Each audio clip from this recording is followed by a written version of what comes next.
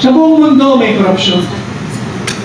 Pero hindi natin siya pwedeng paligtasin dahil higit malala ang korupsyon sa kanyang administrasyon. Si Bongbong Marcos ang nag-invento ng korupsyon. Sa buong mundo may korupsyon. Pero hindi natin siya pwedeng paligtasin dahil higit malala ang korupsyon sa kanyang administrasyon. Ang problema noon, problema pa rin ngayon, mas malala pa ngayon. Still, the problem is inflation, graft and corruption, itong pork barrel at ang never-ending food and agricultural crisis. Name it. Rice crisis, onion crisis, sugar crisis, pati krisis sa asin. Krisis sa asin. All because of the unabated and continuing smuggling. Ang dami-dami nilang iniimbestigahan sa Kongreso. Bakit hindi ituloy yung investigation sometime, I think, January of 2023 tungkol sa smuggling ng agricultural products? Is it because the name of a person that is a close ally of Malacanang was mentioned? And I am referring to its public record, Michael Ma, the special envoy to China. Is that the reason? Bakit yung problema ng Pogo, apat na ba na ho yata ang dinidinig ito? Nakatakas na nga yung mismong suspect nila, nahuli na, naibalik na, iniimbestigahan pa rin. Bakit yung seryosong problema, higit na seryosong problema ng agricultural smuggling ay hindi tinutuloy? Dahil ba namakamit din yung bayaw ng kasalukuyang Pangulo?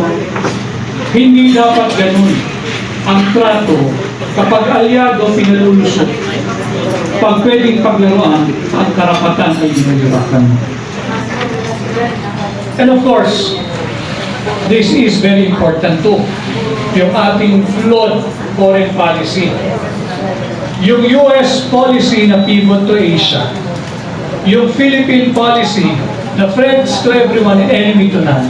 Nag-pivot na rin po tayo to the exclusion of all other nations. Exclusive na po tayo na Amerikano. Amerikano po ang ating foreign policy.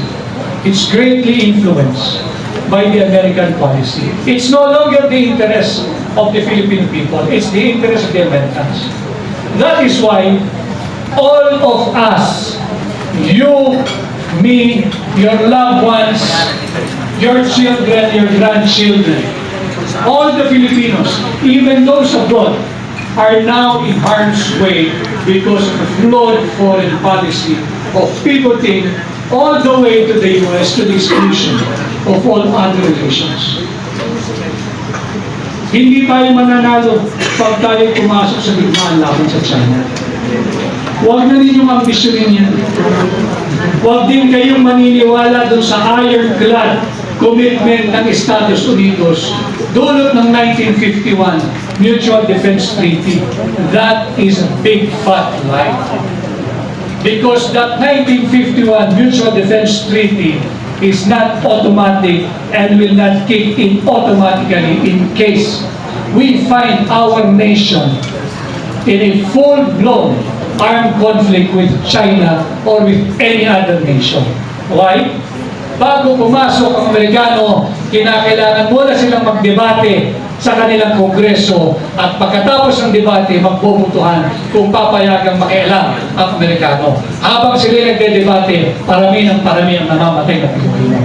Yan yung sinasabi nilang ironclad commitment, security commitment ng Estados Unidos sa Pilipinas. Huwag ho kayong maniniwala yan. And most of all, yung gera hindi natin interest. Ang interest natin, pagkain, trabaho, seguridad, at matigil ang dekada ng graft and corruption na sumisira sa moral fiber, not just of our family, but simulan natin ang ating mga national leaders. Nabanggit na rin kanina, may magagaling pala ng mga fashion police dito. Alam ang halaga ng kada Birkin bag. Ang halaga ng isang Birkin bag is, Wala na kami tiwala sa police. meron ako narinig kanina, 11-13 million pesos. Yung 11 million, swerte na ho yung Pilipino meron lifetime savings na yun. Yung iba naman, at ang masakit yung ibang yun nakararami. Yung 11 million, yung 13 million, ang harap lang ho yun. Na sana bago man ako kumikit, magkaroon ako ng 11 million para mapabuti ko naman ang buhay ng pamilya ko. And yet,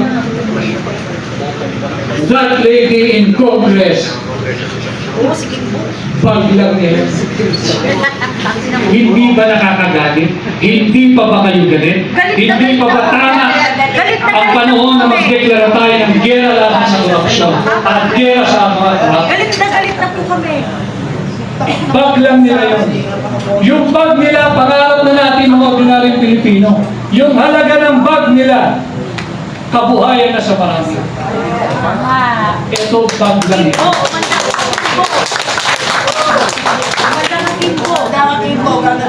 Even yung EDCA, these are all military bases, 9 military, US military bases. It's no longer Philippine bases. Dahil ang sundalong Pilipino walang access doon sa areas na ino-occupy ng Amerikano. US military bases na ito yan. Kailan pa nagkaroon ng pahintulot na magkaroon ng US military bases dito? Kung tatandaan ninyo noong 1991, nung meron pa mga patriotic and true nationalistic Filipinos there in the Senate, sinipa natin yung basilista.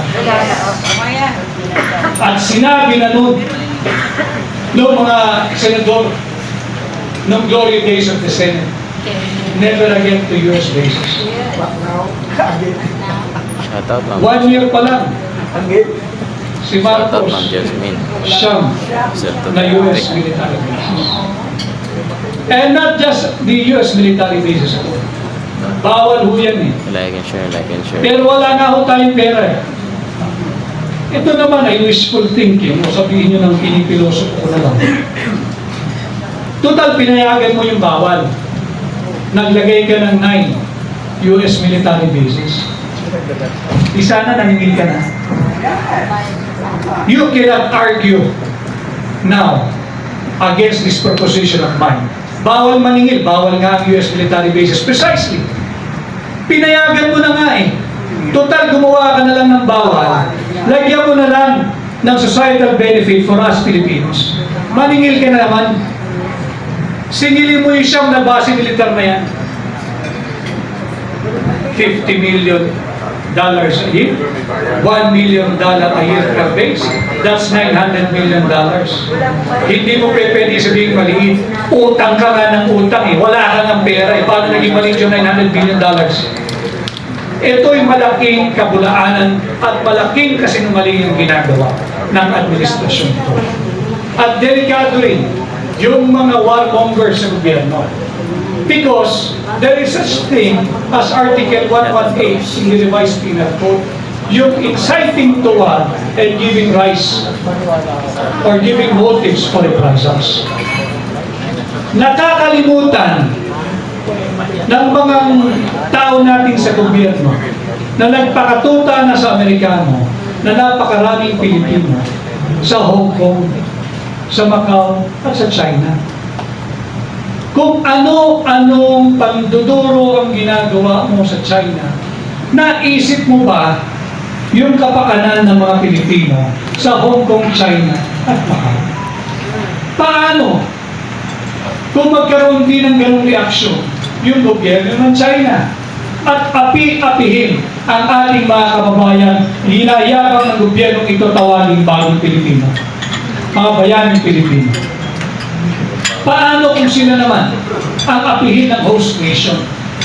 Or magdeklara ang host nation, bawal na ang Filipino migrants at Filipino workers sa Hong Kong, China at Macau. Paano yung kabuhayan ng mga taong yan?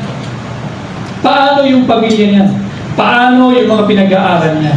Nangungutang din yan. Sasakyan, bahay, credit card, kung ano man. Bakit? Pangarap ng isang ordinaryong Pilipino na mapabuti ang buhay ng kanyang pamilya. Yun sila. Kaya nga sila nagpakalayo-layo eh. Kung may oportunidad sa Pilipinas, ang dami na naming naharap. Andito si Attorney Trixie. Isa lang sinasabi, you honestly think, sir, if there is an opportunity, at least equal to what we have here, kung nasaan man sila, lalabas kami ng bansa. Akala ba ninyo madali magluksa pag namatay ka ng mahal, pag namatayan ka ng mahal sa buhay? Sa online?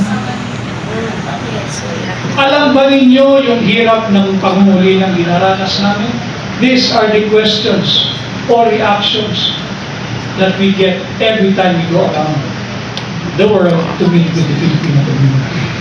Galit na rin sila. But me personally, I still rather be prudent. I do not want to encourage them na huwag magpadala ng remittance. Not for this government's benefit, but for the Filipino in general, and specifically for the respective families. Paano kakain yun? Paano mag-aaral yun? Paano magbabayad ng mga inutang yun? At paano na ang kanilang kabuhayan? So, babalik pa rin tayo doon sa advokasya natin sa akbang ng Maisog. Singilin natin ang gobyernong ito at magdeklara tayo ng giyera laban sa korupsyon. And finally, on the issue of charter change.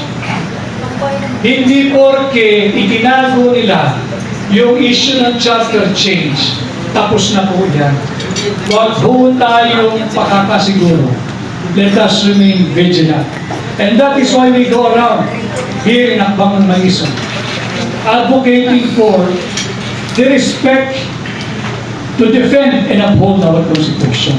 Huwag tayong pumayag sa Peking People's Initiative. Huwag tayong pumayag sa huwad na charter change.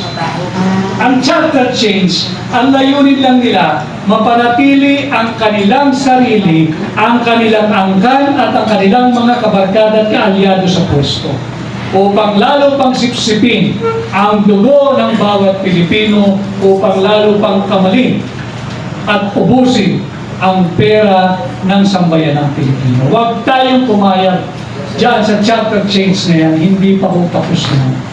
Hindi pa ho tapos yan. Nagmamatsyag lang yan kung hanggang saan nila kaya sirain si Inday Sara Duterte. At pagka talagang walang-wala na silang pag-asa sa isang patas at demokratikong halalan, pipilitin nila yung charter change. And let me address the elephant in the room. Hakbang ng Maisog is a social movement not intended for the protection of President Rodrigo Roa Duterte. Sure, he is the inspiration. Sino pa ba? But I have been given the privilege to sit down with PRRD in the many months that Hakbang ng Maisog is going around the nation. Si PRRD ho, tapos na eh. Siya lang ayaw na niya eh. He's done. Lagi niya sinasabi yan in many of his public engagement. Naging presidente na ako. Okay na ako. But, hindi lang ho niya matalikuran. Kayo, ako, tayong mga Pilipino na humihingi ng leadership mula kay Pangulong Duterte. But Hakbang ng Maisog never meant for the protection of PRRD. Huwag ho kayong maniniwala doon sa mga propagandista ng gobyernong ito na ito raw ay usaping Duterte versus Marcos lang. No way. No way. Nakita naman ninyo kung sino ang may ugaling siraan yung kanilang mga dating nakasama at aliado. Tingnan ninyo, patuloy nilang sinisira si Vice President Inday Sara Duterte. And to many others who are watching now, even to the different religious denomination, religious sect. Hakbang ng Maisog is also not here to protect Pastor Apollo C. Quibulon. No. But hakbang ng maiso, kinokondina yung pagmamalabis na ginawa sa mga miyembro ng Kingdom of Jesus Christ. Not because they are KOJC, not because they are followers of Pastor Quibulon. No, but because like you, like me, Pilipino itong mga ito. Yes. Hindi dapat saktan ng mga taong gobyernong Pilipino ang ating mga kapwa Pilipino. Yan ang dahilan kung bakit may hakbang ng maiso. Patuloy tayong nananawagan to uphold, respect, and defend the Constitution. And finally, I guess I belong to the Roman Catholic group. May mga ina-attendan ho kami iba't ibang grupo at yan din ang sinasabi, maybe because pinakamalaking grupo ang Roman Catholic. Sa dami ng nangyayari, yung korupsyon, tahimik ang simbahang Katoliko. Hindi naman po tayo bangkarote pagdating sa Biblia, pero hindi po natin expertise yan. Subalit alam ko rin na it is stated in the scriptures, I think in Romans, that the government exists to promote what is good and to restrain what is evil. But what do we do if it is the government who is promoting evil and restraining good and suppressing the truth? I admit that it is in the scriptures na tayo mga sambayanan, we should submit ourselves to the duly established government. But conversely, is it a sin to resist a tyrannical government? Is it a sin to resist a despotic government?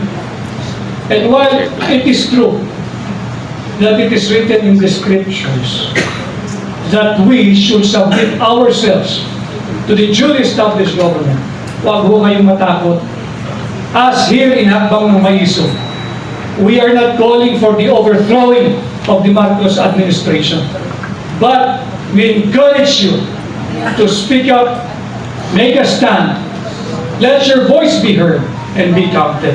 Because while it is written in the scriptures to submit ourselves to the duly established government, it is also written in our Constitution, Article 2, Section 1, that sovereignty resides in the people and all government authority emanates from them, from you, from me, from us. Maraming salamat. Magandang hapon po.